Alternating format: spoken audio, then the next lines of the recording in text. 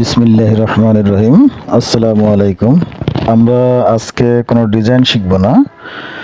আমরা একটা লেখাকে কিভাবে এর মানে ভিন্ন রূপ দেওয়া যায় আমরা সেটা শিখব। আমরা অনেক সময় এই ধরনের লেখার মধ্যে এই ধরনের প্যাটার্ন আমরা দেখতে পাই, সেটা কিভাবে দেয় আমরা আজকে মূলত সেটাই শিখব। আমরা এই প্যাটার্নটা ইউজ করার জন্য আমরা শুধু একটা গ্রেডিয়েন্ট কালার ইউজ করব আর শেপ ইউজ করে আমরা লেখাটাকে একটু নিজেদের ক্রিয়েটিভিটি দিয়ে একটু চেঞ্জ করে নেব। চেঞ্জ করে কালারটা অ্যাপ্লাই করে আমরা ডিজাইনটা শেষ করব। তা আমরা কথা না বাড়ায় আমরা এটাকে সিলেকশন করে অল্টার শিফট চেপে ধরে ছোট করে আমরা এটাকে একটা পাশে রেখে দিব। আমরা এই পাশে রেখে দেব। এই পাশে রেখে দিয়ে আমরা আমাদের টুলবারে যাব। টাইপ টুলে গিয়ে আমরা আমাদের যে লেখাটা আছে গ্রাস, GRASS, গ্রাস লেখা নিয়ে এটাকে বড় করে নিব। বড় করে আমার যে আর্টবোর্ড আছে আমরা আর্টবোর্ডের সমানই করে নেব, একটু হালকা ফাঁকা রাখবো। নিয়ে আমরা আমার যে ফন্ট আছে আমি সেই ফন্টটাই রাখবো, আদার ফন্ট আমি ইউজ করব না। আমি এই ফন্টটা রাখবো। রেখে আমি এটাকে একটা কাজ করে নেব।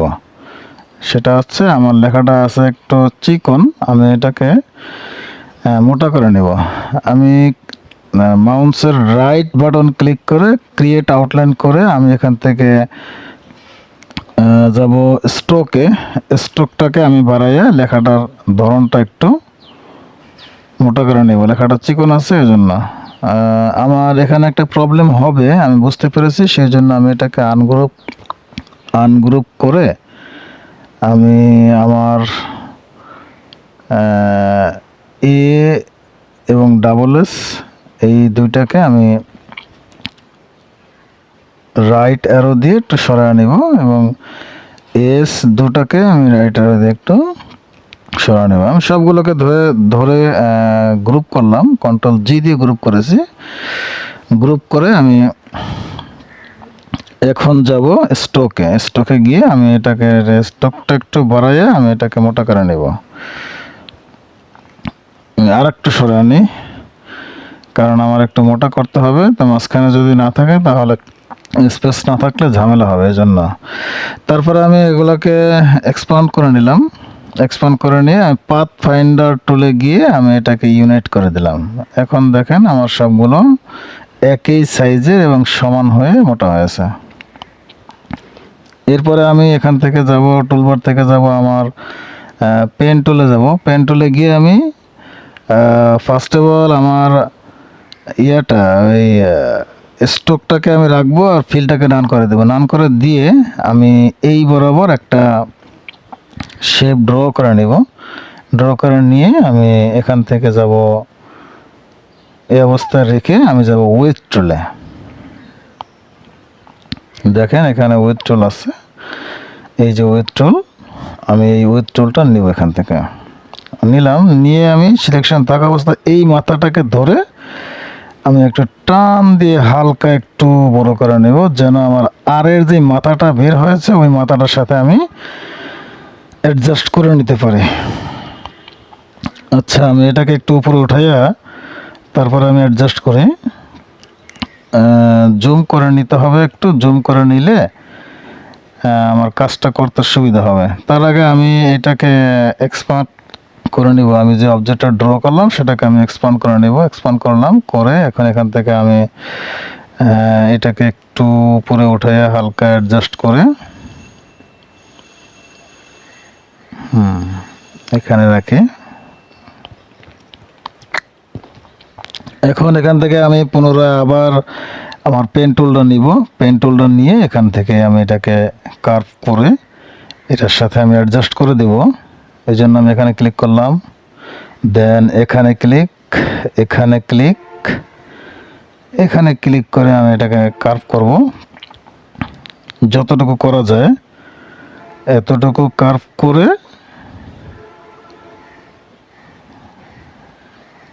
আমি এখানে একটা ক্লিক করে এখানে ক্লিক করে ছেড়ে দিলাম। এখন এইটা করার পরে আমার এই সবগুলোকে ধরে সিলেকশন করতে হবে। আমি সবগুলোকে মানে আমার যেই আর এবং শেপ এই দুইটাকে আমি শেপ বিল্ডার টুল দিয়ে আমি অ্যাডজাস্ট একটা মানে একটা অবজেক্টে পরিণত করে নেব। আচ্ছা, এটা আমার সিলেকশন হয় না, এই জন্য এরকম করছিল। এখন দেখেন আমার এটা মোটামুটি হয়ে গেছে। তো আমি কন্ট্রোল জেড দিয়ে একটু ফিরে আসি, এসে এইটাকে আমি আগে মাইনাস করে দেব। শেপ বিল্ডার টুলে গিয়ে ওইটাকে মাইনাস করে দিয়ে এরপরে আমি এটাকে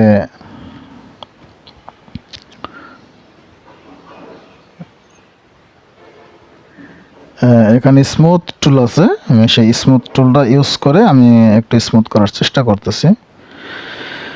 এটা যে হুবহু ওইটার মতোই হবে, একটু যে এদিক সেদিক হবে না সেটা করা যাবে, বাট সেটা করতে হলে অনেক সময়ের ব্যাপার। তো আমি একটু সময়টা বাঁচানোর জন্য ভিডিওটাকে একটু লং না করার জন্য মূলত আমি এরকম করলাম। তাও খুব সুন্দর হয়েছে, প্রবলেম নেই। এখন আমার কাজ হচ্ছে যে আমার যে আমি সবগুলোকে গ্রুপ করে তারপরে এখন আমরা একটু ছোট করে নিলাম। ছোট করার কারণ হচ্ছে আমার এই জি আছে, জি এর মধ্যে আমার একটা শেপ দিতে হবে। এই জন্য আমি এটাকে এটা সিলেকশন থাকা অবস্থায় যদি আমি পেন টুল দিয়ে কর্নারে ক্লিক করি তাহলে যে কোনো একটা কর্নার চলে যাবে, যেটা ক্লিক করবো সেটা চলে যাবে। আমি এটাকে আনসিলেকশন করে নিলাম। আনসিলেকশন করে এখানে ক্লিক করব, দেন এখানে ক্লিক করব, শিপ ধরে এখানে ক্লিক, তারপরে শিপ ধরে এখানে ক্লিক করে আমার মোটামুটি এই শেপটা নেওয়া হয়ে গেল। এরপরে আমি এখান থেকে এটাকে এই অবস্থায় রেখে আমি এখান থেকে আবার যাব এই কর্নারে গিয়ে আমি একটু উপরের দিকে উঠবো, যেখান থেকে আমার শিপ ধরে উঠবো, কারণ শিপ ধরে উঠলে আমার এটা লাইনটা এদিক সেদিক যাবে না।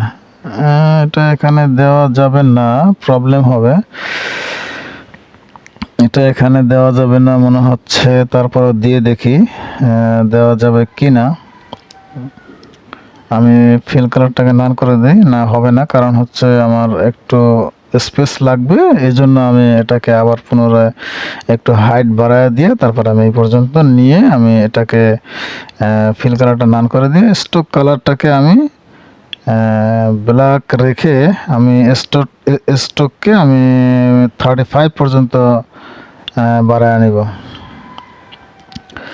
35 পর্যন্ত বাড়াবো, কারণ হচ্ছে আমার এই নিচে যে শেপের সাথে আমি অ্যাডজাস্ট করব সেই শেপটার সাথে যেন তার ওয়েট এবং হাইট যেন ঠিক থাকে, মানে এইটা যেন বড় না হয়ে যায়। এই জন্য ওকে আমি এখানে বসায় নিলাম। এটা অবস্থায় থাকার পরে আমি এখান থেকে এটাকে এই কর্নারটা দিয়ে দিব, দিয়ে আমি দুইটাকে সিলেকশন করে এইটাকে এবং এই জিকে এবং আমার যে শেপটা এখন মেক করেছি সেই মেকটাকে এই দুইটাকে আমরা সিলেকশন করব, করে আমরা আচ্ছা এটাকে আমরা আগে এক্সপান্ড করে নিলাম।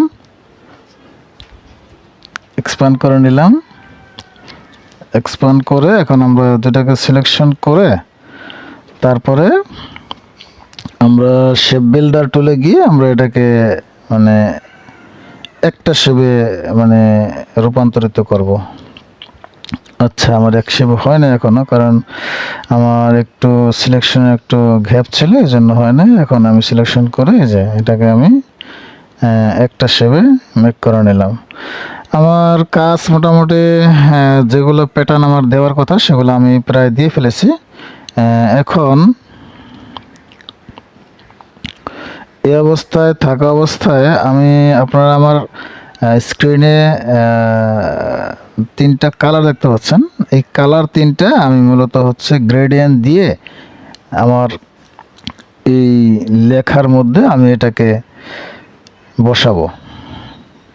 মানে এই তার আগে আমি একটা কাজ করে নিব, সেটা হচ্ছে আমি ডিরেক্ট সিলেকশন টুল দিয়ে আমার এর যে মাথা আছে এর মাথাটাকে আমি উপরে আমার যে একটা শেপ আছে এটার সাথে আমি অ্যাডজাস্ট করে নেব। নিলাম, অ্যাডজাস্ট করে নিলাম। এখন এগুলোকে আমি সিলেকশন করে, আচ্ছা আমি এখানে নিয়ে আসি, আপনারা একটু দেখেন যে আমার এগুলো সব ঠিক আছে কিনা, আমি যেটার মতো করতেছিলাম সেটা ঠিক আছে কিনা। হ্যাঁ ঠিক আছে, সমস্যা নেই। মোটামুটি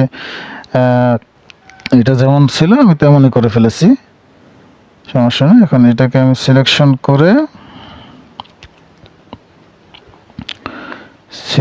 করে আমি যাব পাথ ফাইন্ডারে গিয়ে আমি ইউনাইট করে দেব। ইউনাইট করে দেওয়ার কারণ হচ্ছে আমার সবগুলো যেন এক লাইনে থেকে একটা শেপেই যেন থাকে, এই জন্য আমি এরকম করে নিলাম। এখন এটার মধ্যে আমি গ্রেডিয়েন্টটা অ্যাপ্লাই করব। তো গ্রেডিয়েন্টটা অ্যাপ্লাই করার জন্য আমাকে যেতে হবে গ্রেডিয়েন্ট টুলে। গ্রেডিয়েন্ট টুলে যেতে হবে আমাকে।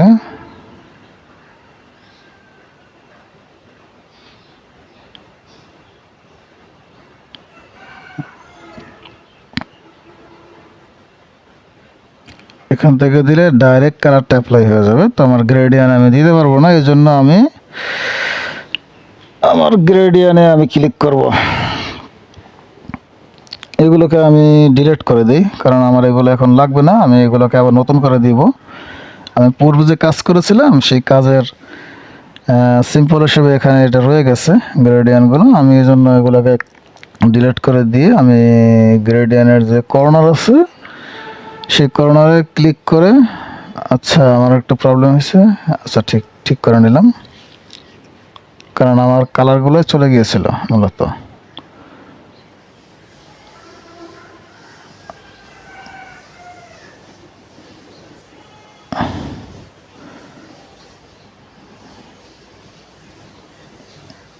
এইগুলো কিছুই থাকবে না, আমি হোয়াইট এবং ব্ল্যাক করে নেব। আচ্ছা এটা সবগুলোকে ডিলিট করে দিই। ডিলিট করে দিয়ে এটাকে এখানে দিয়ে আমি হোয়াইট এবং ব্ল্যাক করব। আচ্ছা এটাকে উপর দিকে উঠে দেন এটাকে আমি দিয়ে দিলাম। এখন আমার কাজ করতে সুবিধা হবে। আমি এতক্ষণ এটাই খুঁজছিলাম। এটাকে আমি সিলেকশন থাকা অবস্থায় আমি আউটডোর পার্টে গিয়ে এটা দিলাম। সরি হয় নাই, এখানে ক্লিক করে নিতে হবে। হ্যাঁ এখানে ক্লিক করে এখন আমি আউটডোর পার্টে যাব, দেন এটা ক্লিক করব। আমি কিন্তু শিফট চেপে ধরে ক্লিক করতেছি, না হয় কিন্তু আপনারা অ্যাপ্লাই করতে পারবেন না। পরবর্তীতে এটা এলোমেলো করতে থাকবেন কিন্তু অ্যাপ্লাই হবে না।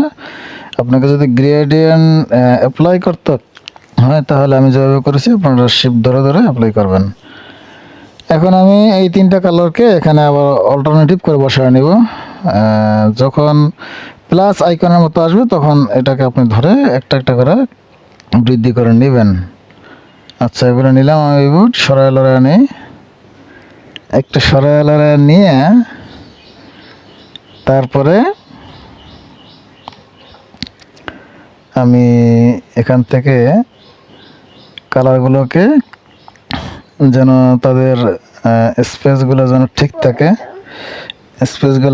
ঠিক থাকে, সেই জন্য মূলত আমি এরকম করতেছি। আমার কালারের ডিস্টেন্সটা ঠিক রাখার পরে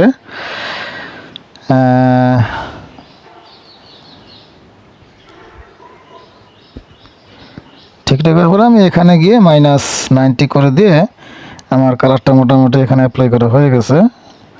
আপনারা দেখেন এখানে কিন্তু যেরকম হওয়া সেরকম হয়েছে, যেরকম হওয়ার কথা আর কি।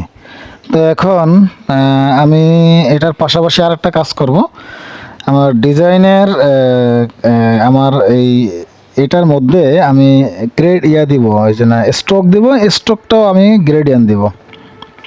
তাতে হবে কি, একটু পরে আপনাদেরকে আমি দেখাবো। আগে আমি দিয়া নেই, দেওয়ার পরে আপনাদেরকে আমি দেখাবো মূলত কিভাবে মানে কি হবে আর কি সেটা। এখান থেকে আমি স্টকটা দেওয়ার জন্য আমি কয়েকটা কালার আমি ডিলিট করে দেবো আর কি। ওকে আমার মোটামুটি ডিজাইনের কাজ শেষ হয়ে গেছে। আপনাদেরকে আমি আপনাদেরকে আমি এখন দেখাবো আমার আগের ডিজাইনটা এবং এখনকার ডিজাইনটার মধ্যে কোনো তফাৎ আছে কি না। দেখেন, আমি দুইটা ডিজাইন করলাম, মানে এই ডিজাইনটা করলো, আমি সেম ডিজাইনটা আপনাদেরকে করে দেখাইলাম। আমার ডিজাইন কিন্তু হয়ে গেছে অলরেডি। আর একটা জিনিস আপনাদেরকে দেখাই, আমি বললাম একটু আগে যে আমার দেখেন কত সুন্দর একটা শেপ আসছে গ্রেডিয়েন্টটা দেওয়ার কারণে, স্টকে গ্রেডিয়েন্ট দেওয়ার কারণে। তো আপনারা আপনাদের মূল্যবান সময় দিয়ে আমার এই ভিডিওটি দেখার জন্য আপনাদেরকে অসংখ্য ধন্যবাদ। আপনারা পরবর্তী ভিডিওতে দেখা হবে এবং কথা হবে। সেই পর্যন্ত আপনারা ভালো থাকবেন এবং আমাকে লাইক, কমেন্ট এবং শেয়ার দিয়ে পাশে থাকবেন, এই প্রত্যাশায়। আসসালামু আলাইকুম রহমতুল্লাহি ওয়া বারাকাতুহু।